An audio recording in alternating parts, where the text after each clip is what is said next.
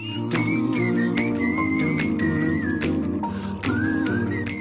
friends, welcome back to Halfway to Healing. I am Sam. And I'm Sharna. And today we're talking about something that's hard to explain unless you've lived it. What it feels like to live in a body that doesn't quite feel like yours. Whether it's the disconnect of an eating disorder, the unpredictability of chronic illness, or the grief that comes with disability, we know what it's like to feel estranged from the body that you're supposed to live in every single day. This episode is raw, reflective, and deeply personal. We're talking about how we've both struggled to reconnect with our bodies and what healing has looked like in moments where it felt impossible. So let's get started. Yeah, this is always such an interesting thing. I don't know about you, but one of the reasons I found out in my recovery that I even had an eating disorder was because I didn't want to feel connected with my body. Yeah. And I think that's in part because I had so many chronic health issues that I didn't want to. I was like, bodies are weird. Can we stop? Yeah.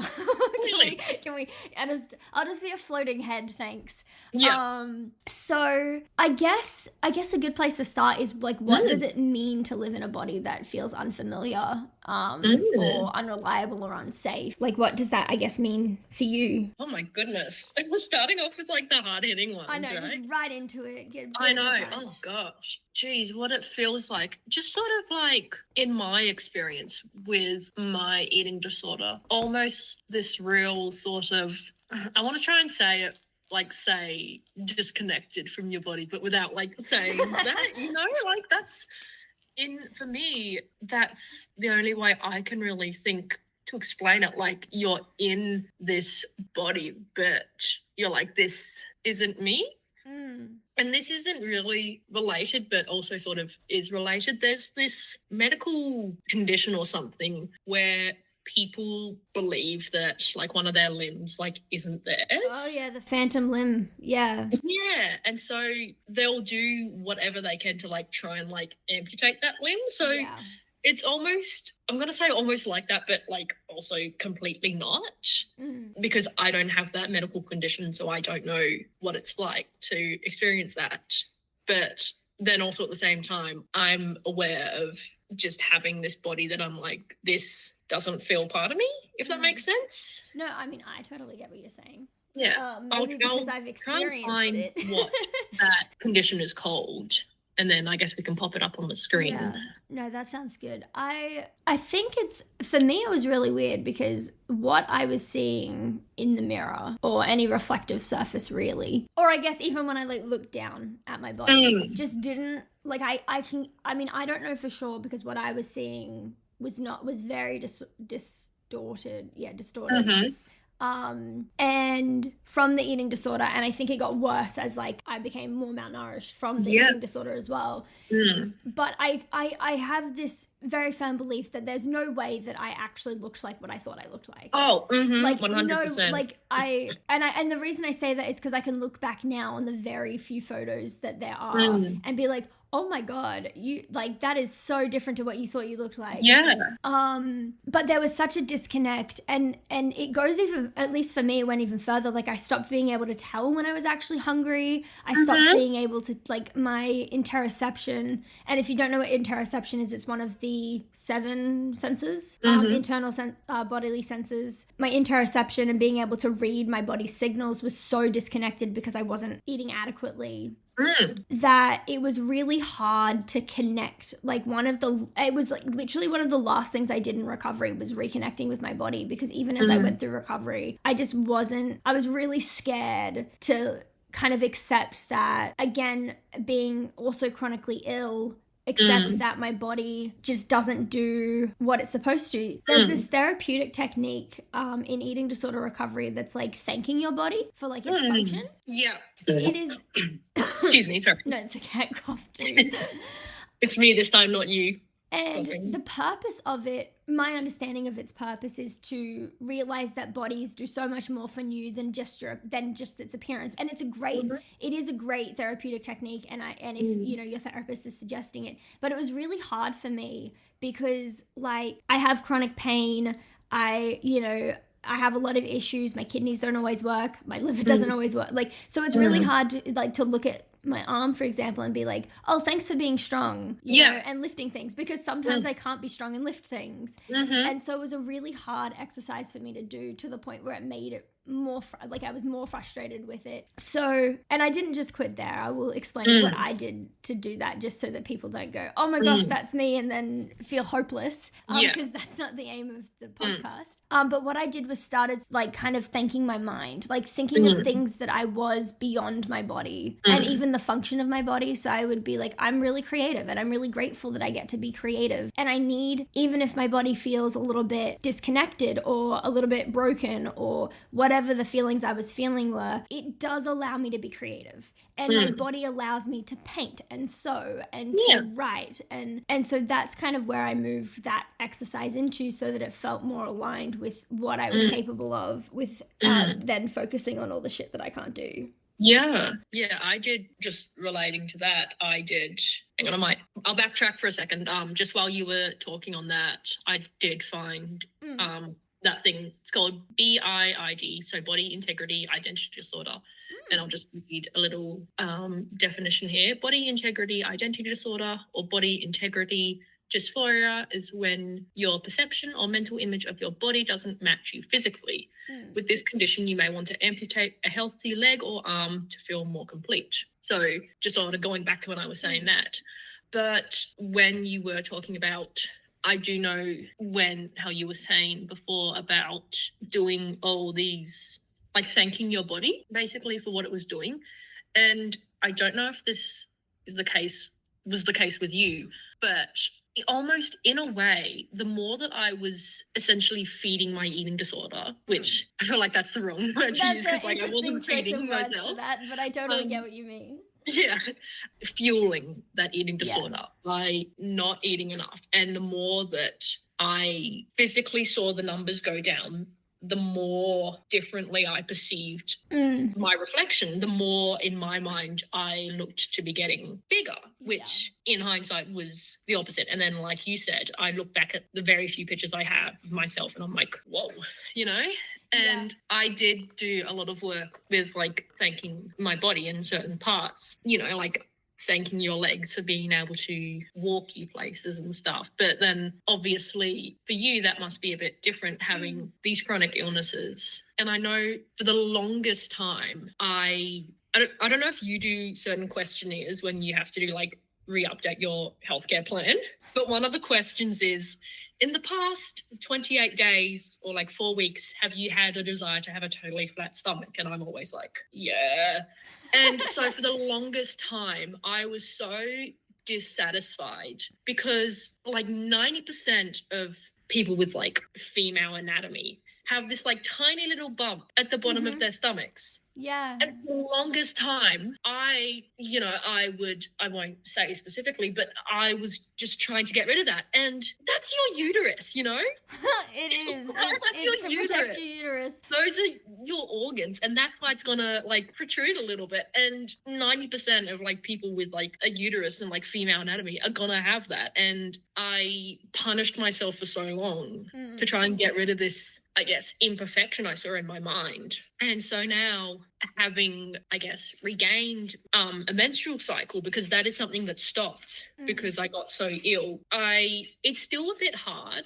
And so getting my menstrual cycle back, it was almost the last thing that the eating disorder was able to hold on to, because once I was, I guess, technically, like, I put this in quotation marks, like weight restored, there was still an indicator that I still needed to gain a bit more weight because I didn't have a menstrual cycle yet. And so when that did come back, part of me was like, oh, well, you're not sick anymore. But then also at the same time, I like to sort of thank my body that it's now doing quite well, and that I am able to have a period, and I haven't done any like long-term damage in regards to my menstrual cycle and stuff like that down the line. Does that make sense? That makes total sense. It's really interesting you mentioned the little uterus pocket. I'm going to call it the uterus pocket. Yeah, I love that. Because something that I did in my throughout my recovery was I realized some of the causes of my eating like disorder wasn't actually necessarily to do with my body in terms of wanting to lose weight, wanting to be, you know, what, you know, I don't know how to say it properly, but like wanting to be, you know, it was more to do with the fact that I was having issues with my gender identity. So for me, not wanting to have that little pocket, because that was a sign of femininity, that was fueling my eating disorder. And it, you know, like same thing with like having hips or like these things that I'd associated with being more feminine. I was like, I thought originally it was because I wanted to lose weight and I wanted to be, you know, this certain ideal, but actually no, it was more to do with the fact that I was feeling a lot of gender dysphoria, and that was really crucial in me getting through my recovery, because I was like, oh, it's not actually because I want to be thin or look a certain way. I look a certain way, but in like a different, like it's not eating disorder, it's gender. And that was a lot easier to deal with and to separate out. And what I thought was, once I separated that out, I was able to really, I don't want to say control the eating disorder cognitions, but like deal with them better. Because I realized, okay, this is actually a different problem. I'm actually feeling dysphoric right now. So I'm going to, you know, talk about it in that sense, instead of, you know, sitting there being like, why do I feel so guilty that I had food? Because I really enjoyed that meal. You know, like it was like all of that kind of stuff. And that was really crucial for my recovery. And it's so, and then on the menstrual stuff, it's so funny. Because I have birth control that stops my period. All of the medical professionals, like almost like I have to be like, no, I don't have my period because I have birth control. Not because I am, but for unrelated reasons, I'm having problems with my nutrition. But it's like, it's not because of the eating disorder that I'm not doing this. It's because I'm on birth control. But do they listen? I wonder if you experienced any grief, like while you were in your active eating disorder, or even in your recovery, with like your body changing. Oh my gosh, definitely. I was first like diagnosed around the time of COVID. And so it was really hard because I had also just started uni. And so everything had changed. You know, I had this new diagnosis. I was seeing a GP, I was seeing a dietitian, I was seeing psychologist, psychiatrist, and all within the span of like a month or so, all this stuff had happened. I was seeing all these professionals. I'd started uni. The world was on lockdown. And my dad, he's a FIFO worker, so he wasn't home. My mum was technically classified as a essential worker. She's a bank teller. So she was also at work. And so I was home alone. And being during lockdown, I don't know if this was on your social media, but it was definitely on mine, and it was being perpetuated almost that like, oh, now's the time to get fit during lockdown. And that was really hard because everyone's more so pushing a sense of getting fit and losing weight than what there normally is. And at that time, I'm trying to essentially do the opposite and eat regularly, and also sort of doing it by myself because I wasn't able to be with these professionals face to face. And so there was a lot of grief because it didn't feel fair for me that, oh, everyone go on your COVID kick, you know, and get healthy while we're in lockdown. And I wasn't allowed to do that almost. And I felt like I had worked so hard for like restricting myself and doing XYZ to see the numbers go a certain way and then have everything turn around so quickly. And yeah, it was really hard. It felt almost like, not like the world betrayed me, but just like it wasn't the best time. And so there was a lot of grief because when I did go to the doctors and I would get weighed, I would see the numbers change. And, you know, also being around growing up, my mum would often be like on and off dieting and stuff. And it was really hard during that time. I think especially mixed in with COVID and everything. COVID was a hard time for everyone, but a lot of grief. Because we were diagnosed pretty much at the same time. Yeah, around a few months, I think. Yeah, maybe like a few months difference, which is kind of wild to me because we didn't meet for years after. I know, insane. Like crazy. But so I very much relate to the whole being diagnosed very close to COVID. I was diagnosed just before COVID, so I did have some of the, I don't want to say normal experience of like face-to-face stuff, but then it changed very quickly. I lived by myself and I didn't have like family supports or like roommates or anything. So I did, you know, a lot of it alone. My ex-partner did what he could, but not enough. Yeah. And that's not a failing on him. Like that's just how ruthless eating disorders are. Yeah.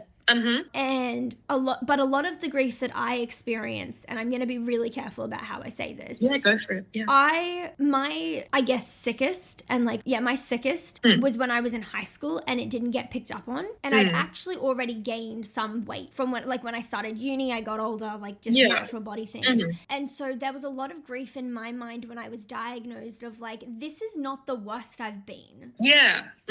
Why is everybody worried? Like I have I've weighed a lot less than this. You know, I was a lot sicker than I am now. Like what the fuck is everyone freaking out about? Yeah.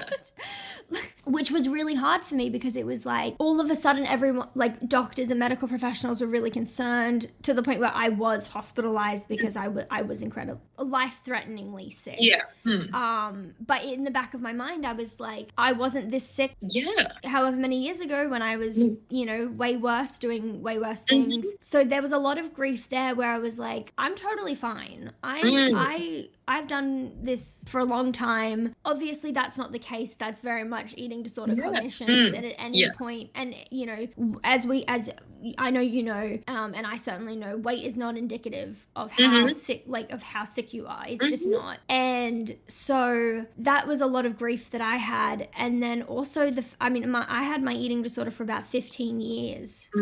So, which is really nuts because I'm only 25. Like that's a long time to be in an active eating disorder for someone who's really young. And so there was a lot of grief around, I don't know any other way to live. Yeah. I don't know how to live without an eating disorder. I don't know how to not look in the mirror and see what I want to see, or what is actually there. And there was some grief, like as I started weight restoring, there was a lot of grief there. And I remember sitting in appointments and being like, I'd say to my psych, I was like, if I hit whatever this weight, that's it, I'm done, I can't do any more. But funnily enough, as I went through recovery and I hit those, I guess, target weight weight restorations, I realized it wasn't as bad as I thought it was. And I was like, oh, this is fine, like and to the point where I got to my set point. You know what a set point is? Yeah. Well, I'll explain for our audience in case they don't know. A set point is the optimum weight weight range that your body operates in. I think it's a much better way to better than BMIs and everything. I was going to say similar to BMI, but not. But it's a set point. It's the weight range that your body just naturally will sit at. You function a lot better. Your body your brain works best at. It's just and I think that's better than saying an ideal, because it's a range. Like it's not like exactly, a specific number. And it's not the stupidity that is BMIs where, if you've got more muscle mass or whatever, it's just where your body operates. And I got to my set point and I could feel the difference. I could feel that my brain was working better. I could feel that I was stronger. I could feel I felt more comfortable. And unfortunately, for unrelated reason, unrelated to my eating disorder, have lost a lot of weight. And I can tell now that I'm not operating at my optimum. I can tell that that's my set, that's my set point. And that's really crazy to me. And I think going through recovery has helped me really change that relationship. And so there is a lot of grief that comes up around the way bodies change and the way, and how much, at least I weigh, But not in, it's really strange because it's not in an eating disorder capacity anymore. It's like, it's like this wanting to be healthy and this wanting to be, you know, all of this. That was a long, I got really like, I just went on to like so many different tangents. All good.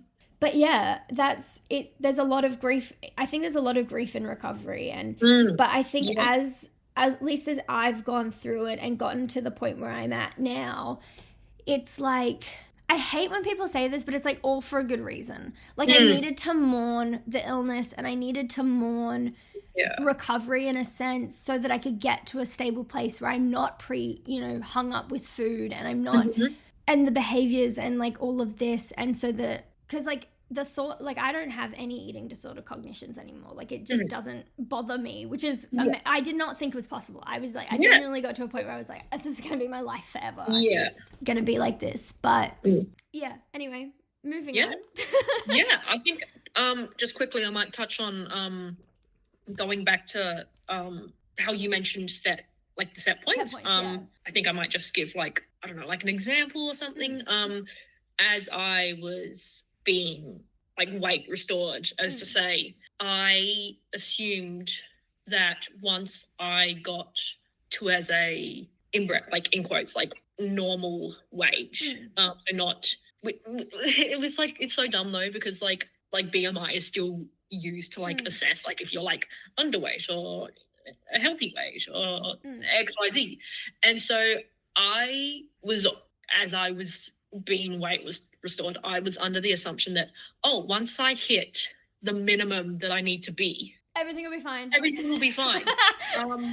No, I still needed to reach, I still had to gain a bit more weight, be a bit more weight restored until I hit that set point. And because once I did hit that like minimum, I still wasn't, my body still wasn't functioning properly. Like, as I said before, I didn't have my menstrual cycle. And it was not until I hit that set point and had gained a bit more that, my menstrual cycle did come back. And as you said before, I was focusing a lot better at uni. I wasn't always constantly thinking about food and what I was going to eat next. But yeah, just wanted to touch on that before we move on. And I was exactly the same. I was like, once I hit like the bottom of the healthy weight range, everything will be fine. People will stop worrying about me. My set point's way higher than that minimum. Won't say what it is, obviously, but you know, and some people's set points are outside of the BMI healthy range. Exactly. Like my mum's set point is technically above the healthy weight range, which is why, you know, BMIs are so dumb, because some people's set points are just higher than that weight range. And that's okay. And but it is really hard to deal with when medical professionals use BMIs and all of that. But and then like everyone has different like bone structures as well and stuff. And so weight is going to look different on each person, you know? So yeah, it's just, the BMI makes me really mad. I think it makes me really mad too. Well, I'm just trying to think of what to talk about. Just reading our notes of like, what's a good thing to talk about? Maybe let's talk about more like reconnect, like things we did to reconnect with our bodies. Was there anything that you found? I mean, we talked about it. I talked about it a little bit before, but like, was there anything you've done to help like bring that connection back to you? Yeah, definitely. As you said it, like quite earlier, spending a lot of time thanking, my body, I guess. I'm not thanking your body. Thank you, Sam's body. That would be really weird, Sharna. Thank you to your arm, Sam. Thanking my body and what I spent a lot of time, not just like thanking them, but actually getting knowledge about what each function does. And, you know, like when I would get really upset because like how can I phrase this? Because my stomach was squishy, you know, I'd be like, well, it's protecting your organs. It needs to be squishy, you know? And just, I did that as well in relation to my dietitian as well. So when I would feel bad for eating XYZ, I'd be like, okay, well, let's break it down. Say I'm eating a piece of chocolate, okay? Okay, chocolate has dairy in it. Dairy has calcium. Calcium's good for my bones. That's going to help me not get like osteoarthritis and stuff. It's going to keep my bones strong. It also has fats in it. It has carbs. Carbs going to give me energy. It has sugars, you know, breaking it down, the food and also the body part really helped me in that sense. What about you? I think very similarly, like knowledge and like especially around I mean, I did what I did, like talked about earlier about like thinking, I guess, more non-literal functions of my body and more like, okay, I can't always walk, but I can sit on the floor and paint. Like, and I like painting. So that was like a big thing that I did talk about earlier on in the episode. Yeah. But the other thing was just breaking it down. Like when I talked to my dietitian, and this was not immediate, and I would not recommend doing this immediately as a non-medical professional. But now when I talk with my dietitian, we talk about the fact that I do need high caloric foods. We talk about the purposes of like fats and carbs and all of that in my diet, and I did have to work with my psychologist as well to not be like, oh my God, these are the most evil things on the planet. What do you mean I have to eat them? And having that relationship with my dietitian and my psychologist to get to the point where I can talk to, we don't go into numbers. My dietitian doesn't sit and say you need X amount of calories or you need to eat, X amount of fats or whatever it is, but just knowing the function of what they do and what they're doing for my body and how they're protecting me in a way that is like, okay, I know that I need to eat more because I've got other health things going on and we need to try and do what we can, was really useful. Another really big thing was learning about set points. Like that was such a game changer to me and made me so much less afraid of gaining weight in recovery, because there was a genuine fear there. Like I was so petrified of like gaining weight and having my body change, but realizing that if I'm at this weight range, that I can think clearer, I can do more, I can focus, I can, move a little bit more, it was game changing. And I think those are the really big things. The other thing that I think helped is like grounding, doing grounding exercises that kind of sunk my body into the earth kind of way, and just like sitting with the discomfort and feeling it, and it does always pass. If I'm, occasionally I might feel a little bit extra full or something after a meal, sitting with that and, sinking my feet into the ground, squeezing my hands and stuff and sitting with that discomfort, eventually it'll pass. Like it does pass. Like I'm not going to forever feel full. Exactly. And sitting and grounding myself with that kind of discomfort really helped with not feeling that guilt of like, I feel full now, I'm feeling really uncomfortable, and then my brain connecting that, that's because you ate food, so that was really helpful. Is a lot of grounding stuff, and not using distraction as often. Like distraction is a great tool, I think, but I haven't found it helpful for like body disconnect, because then it's just pulling me further out of my body. Absolutely. Obviously, if I think if the discomfort or the whatever it is you're feeling in your body is so intense that it's like that you have other eating disorder behavior urges, distraction is a great tool. Don't want to discount it. It's a great tool. But and starting small, don't start on a level 10 distress, discomfort. Like that's not going to help. It's something that we learned in a therapy group that we met in, is like, don't start at a 10. You have to start at like a 3 or a 4 so that you can practice the skill. But yeah, I think that's kind of the things that I've done and have really helped. There's actually a really great method. It was basically just what you explained. I'm just going to reiterate it. Just put a name to what this method is. It's called riding the wave or surfing the wave. Just so people listening can understand what you're talking about, and if I'll they pop want up a little picture of the technique. And so it's basically exactly what you said, just sitting with that discomfort. It's not so much something I did I mean, I did it a little bit with my eating disorder recovery. It's more so something I did and do when I have self-harm urges. Sitting with that discomfort, and eventually the urge does go away. So that's what it's called. If you are really inspired by what Sam said, it's called surfing or riding the wave. Yeah. Really good tool. Yeah, I think we should wrap it up there. Yeah. Alrighty, conclusion time. Yeah. Alrighty. So if you're listening to this and thinking, I don't feel at home in my body, please know that you are, please know that you're not broken and you're not alone. We've both had moments, days, months, years, even in my case, where our bodies felt more like enemies than allies. But healing does not mean loving every single inch of your body. Sometimes it's just about learning to listen to it again, to soften yourself and to stay with. If this episode hit home, please let us know. You can find us on Instagram at halfway to healing with underscores where the spaces are, or visit our website at www.halfwaytohealing.com. We're always here for a chat, a message, or just to hold space. And if you haven't already, like, follow, subscribe, or share this episode with someone who might be on their own body journey. Every message, share, and comment helps us to grow the space with love and care. Thank you so much for being here and honouring your body, even on the days it feels like a stranger. We will see you next time on Halfway to Healing. Have a good week, everyone.